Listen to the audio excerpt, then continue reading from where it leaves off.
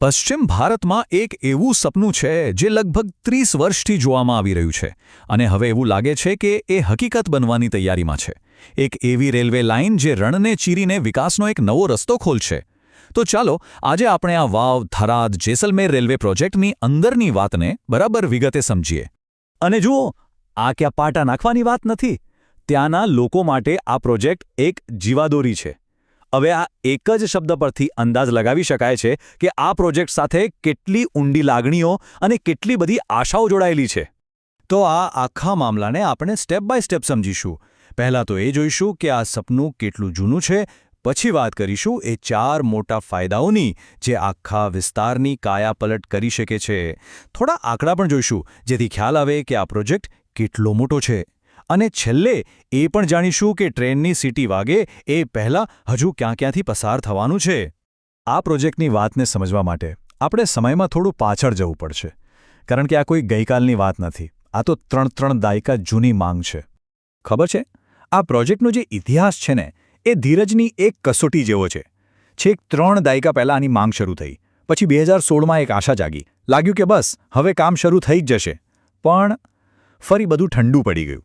અને હવે આટલા વર્ષોની લાંબી રાહ જોયા પછી ફાઇનલી એક એવું પગલું લેવાયું છે જેણે આ સપનામાં ફરીથી જીવ ફૂંક્યો છે. તો એવા તે શું મોટા સમાચાર આવ્યા છે જેણે આખા વિસ્તારમાં એક નવી આશા જગાવી દીધી છે? ચાલો જોઈએ. લ્યો, આખરે એ પગલું લેવાઈ જઈ ગયો જેની બધા રાહ જોતા હતા. રેલવે મંત્રાલયે આ પ્રોજેક્ટના ફાઇનલ લોકેશન સર્વે અને ડીપીઆર એટલે કે ડિટેઇલ પ્રોજેક્ટ રિપોર્ટ માટે ફંડ મંજૂર કરી દીધું છે. અને આજ એ પહેલું અને સૌથી મજબૂત પગલું છે. રકમ છે ₹9.5 કરોડ રૂપિયા. હવે કદાચ કોઈને એવું લાગે કે આટલા મોટા પ્રોજેક્ટ માટે આ શું કહેવાય, પણ સાચું કહું તો આ જ એ ચાવી છે જે આખા પ્રોજેક્ટનું તાળું ખોલશે.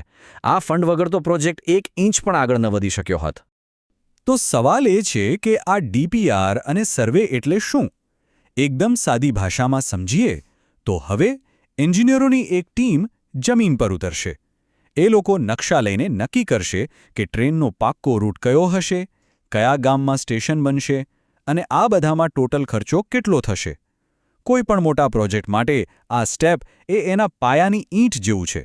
આ પ્રોજેક્ટ ખાલી પાટા નાખવા પૂરતો સીમિત નથી. એવું કહેવાય છે કે આ આખા વિસ્તારની તસવીર બદલી નાખશે. પણ કેવી રીતે? ચાલો એના 4 સૌથી મોટા ફાયદા ઉપર એક નજર કરીએ. જો આ પ્રોજેક્ટની અસરને આપણે 4 મુખ્ય ભાગમાં વહેંચી શકીએ. વ્યૂહાત્મક રીતે, ઔદ્યોગિક રીતે, પર્યટન માટે અને લોકોના સામાજિક જોડાણ માટે. આ ચારેય ભેગા મળીને જ આ લાઇનને સાચા અર્થમાં જીવાદોરી બનાવશે. ચલો એક પછી એક બધાને જોઈએ. સૌથી પહેલો અને સૌથી મોટો ફાયદો છે દેશની સુરક્ષા. આ લાઇન આપણી આંતરરાષ્ટ્રીય સરહદની એકદમ નજીકથી પસાર થવાની છે. અને સુરક્ષા તો ખરી જ, પણ સાથે સાથે આ વિસ્તારના ઉદ્યોગોને તો જાણે પાંખો આવી જશે. બાડમેરની મોટી રિફાઇનરી હોય કે બીજા નાના મોટા ઉદ્યોગો, એમના માલને બંદરો સુધી પહોંચાડવા માટે એકદમ ફાસ્ટ ટ્રેક કોરિડોર મળી જશે. ત્રીજો ફાયદો છે યાત્રાળુઓ અને ટુરિસ્ટ માટે. રામદેવરા અને નાકોડા જેવા મોટા યાત્રાધામો સુધી પહોંચવું હવે એકદમ સહેલું બની જશે.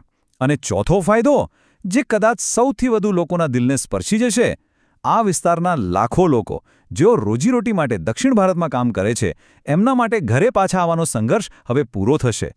ટ્રેન એમને સીધા પોતાના ઘર આંગણે ઉતારશે. કોઈ પણ પ્રોજેક્ટ કેટલો મોટો છે એ સમજવું હોય ને તો એના આંકડા જોવા પડે. અને આ પ્રોજેક્ટના આંકડા તો સાચી જ આંખો પહોળી કરી દેવા છે. જરા વિચારો, આ લાઇનની લંબાઈ છે 350 કિલોમીટરથી પણ વધારે. એટલે કે લગભગ અમદાવાદથી ઉદયપુર પહોંચી જવાય એટલું લાંબુ. અને એ પણ કોઈ સીધા સાદા રસ્તા પર નહીં, પણ રણ અને સૂકા પ્રદેશને ચીરીને આ પાટા નાખવામાં આવશે. અને આ 350 કિલોમીટરના લાંબા રૂટ પર બનશે કેટલા સ્ટેશન? 1-2 નહીં, પૂરા 31 સ્ટેશન, નાના મોટા મળીને. હવે જરા કલ્પના કરો, આ દરેક 31 જગ્યાઓ પર વિકાસના નવા દરવાજા ખુલશે. દરેક સ્ટેશન પોતાની આસપાસ એક નવી દુનિયા વસાવશે. હવે વાત કરીએ એન્જિનિયરિંગના ચેલેન્જની. આ રસ્તામાં કેટલીય નદીઓ, નાળાઓ અને નહેરો આવશે. એ બધાને પાર કરવા માટે 300થી પણ વધુ નાના મોટા પુલ બનાવવામાં આવશે. આ એક આંકડો જ બતાવે છે કે આ પ્રોજેક્ટ કેટલો જટિલ અને કેટલો ભવ્ય હશે. હવે આટલા મોટા પ્રોજેક્ટ માટે જમીન તો જોઈએ જ ને.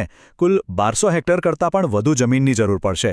તમને અંદાજ આપું તો આ લગભગ 2200 ફૂટબોલના મેદાન ભેગા કરો એટલી જગ્યા થાય, જેમાંથી મોટો ભાગ લગભગ 80% રાજસ્થાનમાં આવશે અને બાકીનો 20% આપણા ગુજરાતમાં.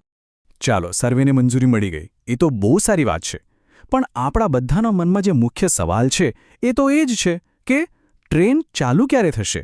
તો ચાલો હવે એ સમજીએ કે આ પ્રોજેક્ટને જમીન પર ઉતારવા માટે આગળ કયા સ્ટેપ્સ લેવાશે. તો જુઓ, આ સપનું હકીકત બને એ પહેલાં અમુક પડાવ પાર કરવાના છે. સૌથી પહેલાં તો આ સર્વેનું કામ પૂરું થશે અને પ્રોજેક્ટનો પાકો ખર્ચ નક્કી થશે. પછી આખી ફાઇલ જશે કેબિનેટ પાસે ફાઇનલ મંજૂરી માટે, અને જેવી ત્યાંથી લીલી ઝંડી મળશે બસ પછી શરૂ થશે જમીન સંપાદનનું અને પાટા નાખવાનું અસલી કામ. આ બધી વાતો પછી, આ બધા ફાયદા અને મોટા આંકડા પછી એક સવાલ મનમાં જરૂર થાય કે જ્યારે આ બધું બની જશે ત્યારે આ પ્રોજેક્ટનો સૌથી મોટો વારસો શું હશે? કલ્પના કરો કે ટ્રેન ચાલુ થઈ ગઈ છે, લોકો મુસાફરી કરી રહ્યા છે, તો એ સમયે આ લાઇનનું સૌથી મોટું યોગદાન શું ગણાશે? શું એ દેશની સુરક્ષામાં વધારો કરશે એ સૌથી મોટી વાત હશે? કે પછી ઉદ્યોગોને જે નવું બળ મળશે એ? કે પછી પેલો એક સામાન્ય માણસ જે સરળતાથી પોતાના ઘરે પહોંચી શકશે, એની ખુશી એ જ એનું સૌથી મોટું યોગદાન હશે? આ સવાલનો સાચો જવાબ એ તો આવનારો સમય જ આપશે. પણ એક વાત તો નક્કી છે કે આ કોઈ સામાન્ય રેલવે લાઇન નથી. આ માત્ર પાટા નથી, પણ આખા પ્રદેશ માટે વિકાસ અને આશાનો એક નવો રાજમાર્ગ બનવા જઈ રહી છે.